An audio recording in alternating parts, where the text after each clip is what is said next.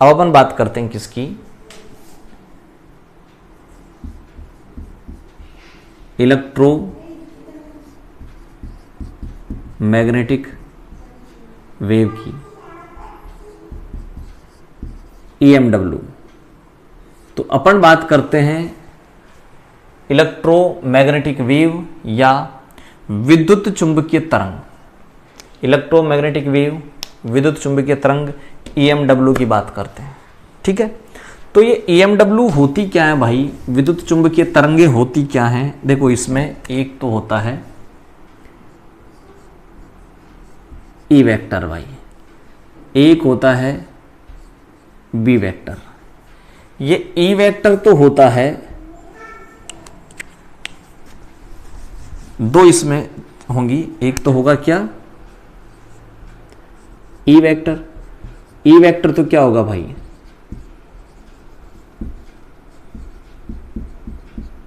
Electric field. एक होता B vector, B vector क्या होगा, मैग्नेटिक फील्ड।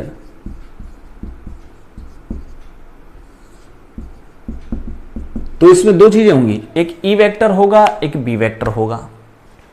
विद्युत क्षेत्र, चुंबकीय क्षेत्र, ये विद्युत क्षेत्र और चुंबकीय क्षेत्र एक दूसरे के लंबवत होंगे, परपेंडिकुलर होंगे। अगर मैं इनकी बात करूं,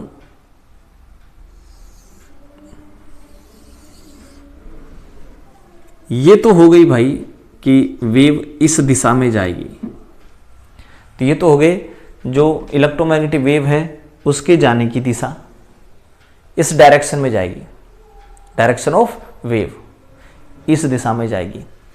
ठीक है, ये हो गया सपोज x हो गया, ये y हो गया, और दूसरा यहां पर अपन ले लें ये z। अब चलो सपोज मैं पहले E वेक्टर की बात करूं, आगे मैं एक ऐसा इसका जो 3D वीडियो दिखाऊंगा, उस 3D वीडियो में आप ये देखेंगे कि ये जो E वेक्टर है ये जाएगा इस प्रकार से, तो B वेक्टर जाएगा इस प्रकार से। मतलब दोनों एक दूसरे के परपेंडिकुलर चलेंगे, एक दूसरे के लंबवत चलेंगे।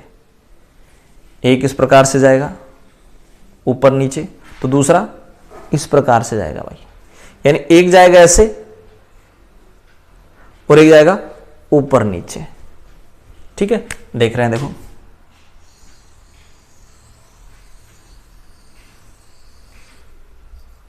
ठीक है। दूसरा कैसे जाएगा भाई,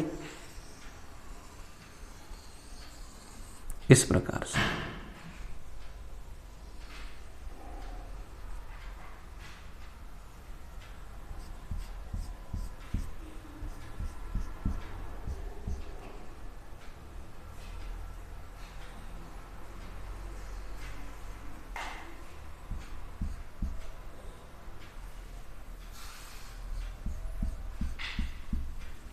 ठीक है, तो ये अगर मान लो सपोज E वेक्टर है, तो ये दूसरा वाला B वेक्टर हो गया, लंबवत हो गया भाई।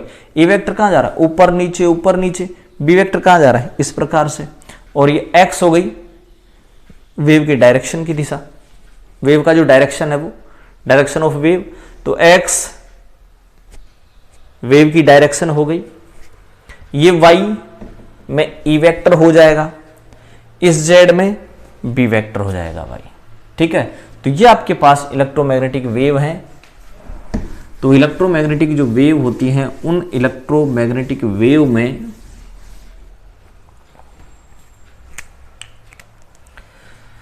E वेक्टर होता है, B वेक्टर होता है, और मैं यहां पर आपके पास पहले इलेक्ट्रोमैग्नेटिक वेव बना देता हूं, उसके बाद अपन बात करेंगे इसको। देखो ये इलेक्ट्रोमैग्नेटिक वेव है भाई, और ये वाला जो ऊपर का हिस्सा है ये कहलाएगा क्रेस्ट, और ये नीचे वाला हिस्सा कहलाएगा ट्रफ। तो क्रेस्ट और ट्रफ के रूप में चलती हैं ये। किसके रूप में चलती हैं, क्रेस्ट और ट्रफ के बीच में रूप में चलती हैं। अब यहां पर सबसे पहले मैं आपको बताऊं कि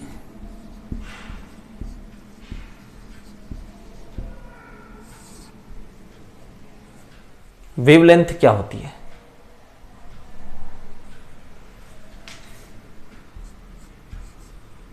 लैम्डा से इसको रिप्रेजेंट करते हैं वेवलेंथ को, और लैम्डा बराबर होता है c/ν।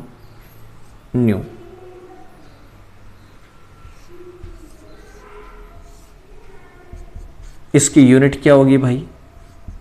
सेंटीमीटर ले लो, मीटर ले लो, एंगस्ट्रॉम ले लो, ये होती है इसकी यूनिट। अब ये वेवलेंथ होती क्या है? वेवलेंथ होती क्या है? दो क्रेस्ट के बीच की दूरी ले लो या दो ट्रफ के बीच की दूरी ले लो, लैम्डा बोलेंगे आप। तो वेवलेंथ या लैम्डा क्या होता है भाई? लैम्डा बोलते हैं इसको। ये जो सिंबल मैंने बनाया है, इस सिंबल को क्या बोलते हैं बताएं? लैम्डा। तो ये लैम्डा है। तो लैम्डा क्या होगा बताएं?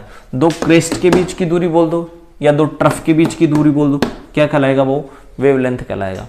तो वेवलेंथ होता है लैम्डा, और लैम्डा बराबर होता है c/ν। अभी न्यूमेरिकल करेंगे जब और देखेंगे अपन। तो वेवलेंथ क्या होती है बताएं? दो क्रेस्ट के बीच की दूरी या ट्रफ के बीच की दूरी होगी लैम्डा। ठीक है। इस लैम्डा के बाद दूरी है, तो दूरी या तो सेंटीमीटर में होगी या मीटर में होगी। फ्रीक्वेंसी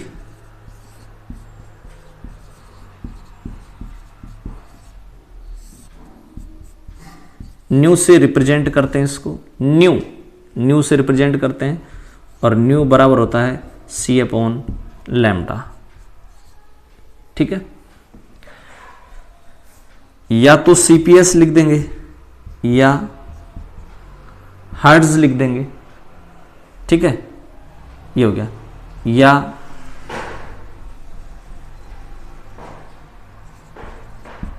पर सेकंड लिख देंगे इसको।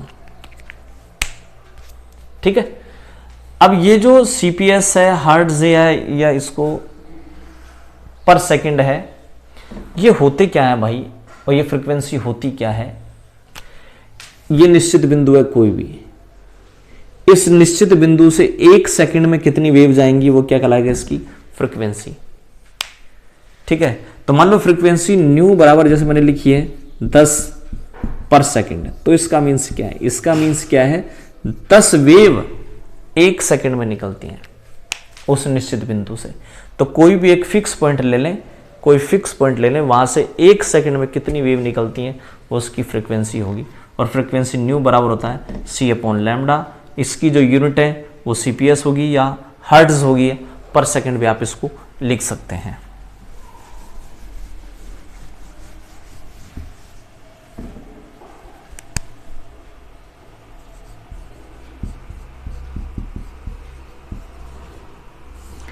एम्पलीट्यूड क्या होगा भाई?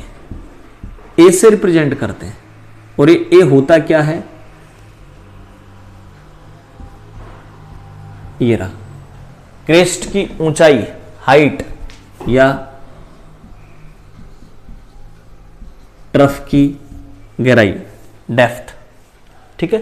तो क्रेस्ट की ऊंचाई या ट्रफ की जो गहराई है उसको आप क्या बोलेंगे? एम्पलीट्यूड बोलेंगे। और ये भी वही होगी, सेंटीमीटर मीटर में ही होगी, ऊंचाई गहराई अपन लेंगे तो ये होगा आपके पास एम्पलीट्यूड ए। 1 सेंटीमीटर का एरिया ले लें आप, उस 1 सेंटीमीटर के एरिया में कितनी वेव हैं वो कहलाएगा वेव नंबर, तरंग संख्या। और तरंग संख्या को प्रदर्शित करते हैं भाई न्यू बार से, और न्यू बार बराबर होता है 1/λ। ठीक है भाई, ये हो गया आपके पास वेव नंबर, न्यू बार बराबर 1/λ। क्या क्या चीजें आप यहां देख ली अपन ने, इसकी प्रॉपर्टीज पढ़ रहे हैं अपन। पहली प्रॉपर्टीज कि ई वेक्टर और बी वेक्टर से संबंधित होती हैं, यानी इलेक्ट्रोमैग्नेटिक वेव में ई वेक्टर बी वेक्टर दोनों होते हैं भाई। ई वेक्टर आंख के रेटिना को इफेक्ट करता है, प्रभावित करता है। ये ई वेक्टर और बी वेक्टर एक दूसरे के लंबवत होते हैं भाई। एक इस प्रकार से चलेगा तो दूसरा ऐसे चलेगा। ए वेक्टर बी वेक्टर एक दूसरे के परपेंडिकुलर होते हैं, लंबवत होते हैं। एक अपन ने बताया लैम्डा, दो क्रेस्ट या दो ट्रफ के बीच की दूरी। एक अपन ने कहा न्यू, फ्रीक्वेंसी, एक निश्चित बिंदु से एक सेकंड में कितनी वेव जाती हैं वो न्यू। एक अपन ने पढ़ा न्यू बार, एक सेंटीमीटर में वेव की संख्या जो होती है वो। एक आपने पढ़ लिया क्या, एम्पलीट्यूड ए, क्रेस्ट की ऊंचाई और ट्रफ की गहराई। ये वैक्यूम या निर्वात में भी गमन कर सकती हैं भाई। इनके गमन के लिए मीडियम की आवश्यकता नहीं होती, माध्यम की आवश्यकता नहीं होती, निर्वात या वैक्यूम में भी ये गमन कर सकती हैं। सबसे बड़ी इंपॉर्टेंट बात इनकी यही है कि ये निर्वात या वैक्यूम में गमन कर सकते हैं, मीडियम की रिक्वायरमेंट नहीं होती है। ठीक है,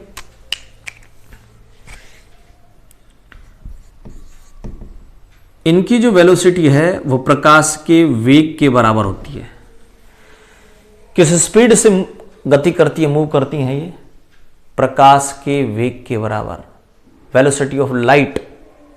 और इनकी वेलोसिटी सेम होगी, कितनी होती है, c, ये c है वेलोसिटी ऑफ लाइट, प्रकाश का वेग।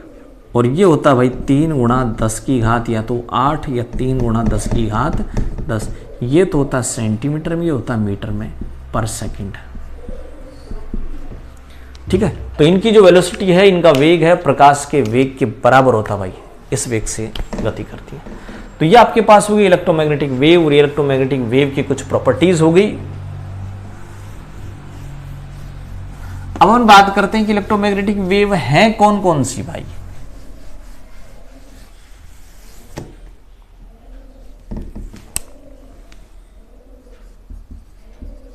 विद्युत चुंबकीय तरंगें या इलेक्ट्रोमैग्नेटिक वेव हैं कौन कौन सी, तो इसका याद करने का एक तरीका मैं लिख रखा हूं, लिख देता हूं मैं। रम्मी, VCU, XYC, ये आपको याद करना पड़ेगा। Rummy, VCU, XYC, rummy, VCU, XYC। Rummy, VCU, XYC का मीन्स क्या है कि ये R तो है,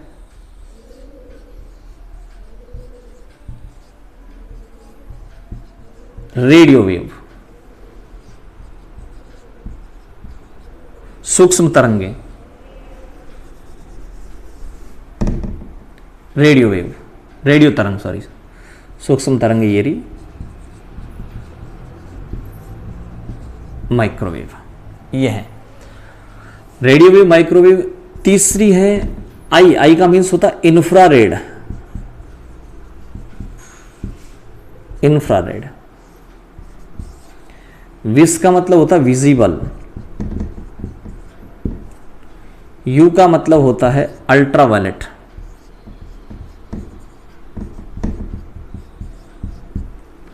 एक्स का मीन्स होता है एक्स रे, चल जा आराम, चल जा, कोई दिक्कत नहीं, ऐसी है एक्स रे। वाई है अपने पास, वाई नहीं है हालांकि, ये गामा लिख देता हूं मैं इसको, गामा होता है ये गामा रे। और 8वें आपके पास है कॉस्मिक रे। ठीक है भाई, तो ये आपके पास रेडियो वेव है, ये माइक्रोवेव है, ये इंफ्रारेड है, ये विजिबल, ये अल्ट्रावायलेट है, एक्सरे, गामा और ये कॉस्मिक रे। ठीक है भाई, तो ये आपके पास इलेक्ट्रोमैग्नेटिक वेव है, 8 इलेक्ट्रोमैग्नेटिक वेव है, radio wave, microwave, infrared, visible, UV, X ray, gamma और कॉस्मिक। ठीक है भाई, अब अगर मान लो मैं इनका एक स्पेक्ट्रम लूं,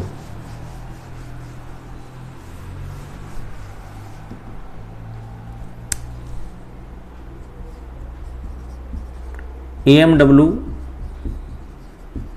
स्पेक्ट्रम लें आप इसका, यानी इलेक्ट्रोमैग्नेटिक वेव जो है उनका अगर आप एनर्जी वगैरह बताएं तो आप उसको इलेक्ट्रोमैग्नेटिक स्पेक्ट्रम बोल देंगे। एनर्जी का बढ़ता घटता क्रम में लिख दो, दोबारा लिख दें, याद करने का तरीका।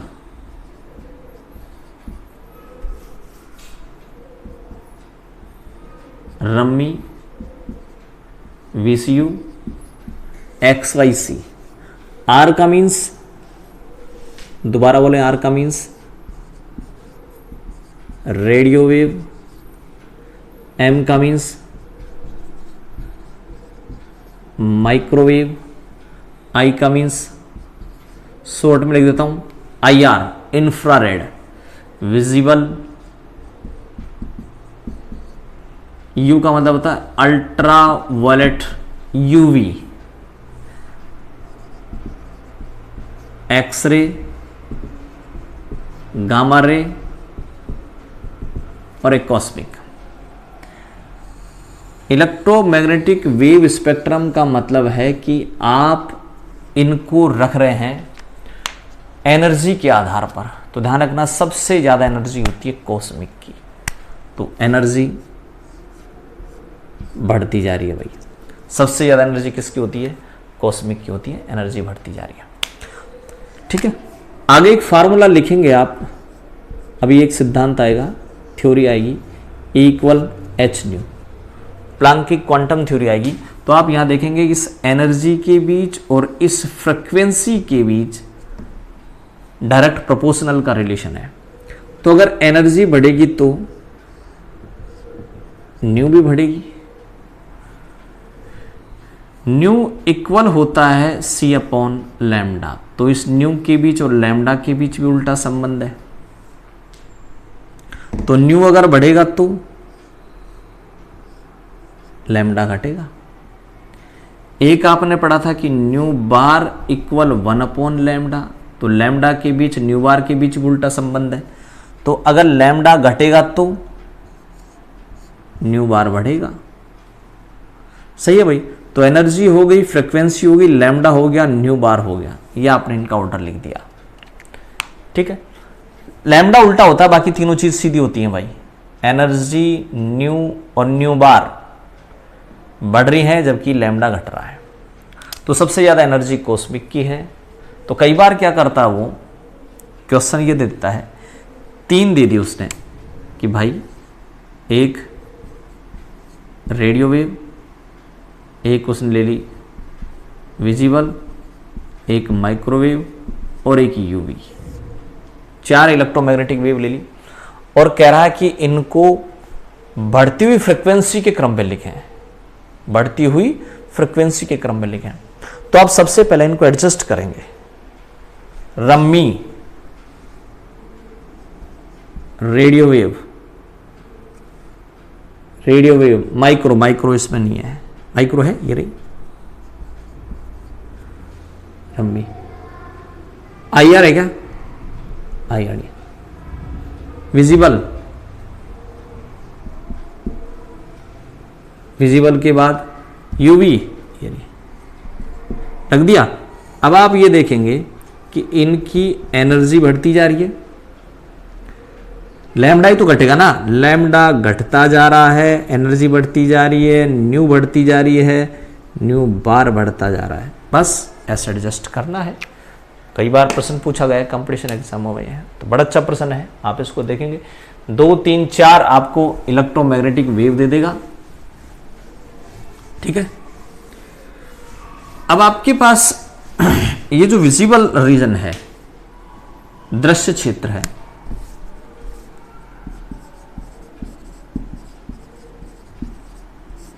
ये जो विजिबल क्षेत्र है, दृश्य क्षेत्र है, इस दृश्य क्षेत्र में 7 कलर होते हैं भाई, विप की ओर। ठीक है, स्टार्टिंग का V वॉयलेट कलर है, I इंडिगो है, B ब्लू है, G ग्रीन है, Y येलो है, O ऑरेंज है, R रेड है। तो ये 7 कलर हो गए अपने पास। इन 7 कलर में एक चीज ध्यान रखें, मैं आपको कन्फर्म ये बात बताऊं कि ये जो रेड है इसकी लैम्डा सबसे ज्यादा होती है। लैम्डा याद रखें, अब तो तीनों आप जानते ही हैं, यानी मैं आपको बता रहा हूं यहां विजिबल स्पेक्ट्रम,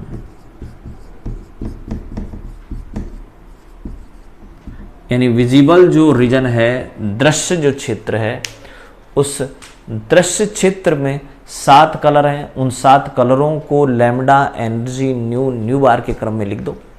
तो मैं कह रहा हूं रेड की लैम्डा सबसे ज्यादा होती है, लैम्डा बढ़ती जा रही है, लैम्डा बढ़ती जाएगी तो बाकी सब लिख दो, न्यू बार, और एनर्जी घटती जाएंगी। ठीक है, ये हो गया आपके पास विजिबल स्पेक्ट्रम।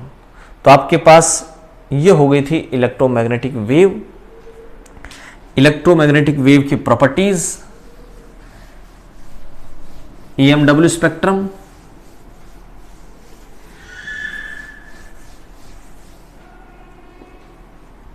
दो तीन चार कलर दे दे, मान लो 2 कलर दे दे कि भाई एक तो अपने पास ब्लू कलर है, एक रेड कलर है और एक येलो कलर है।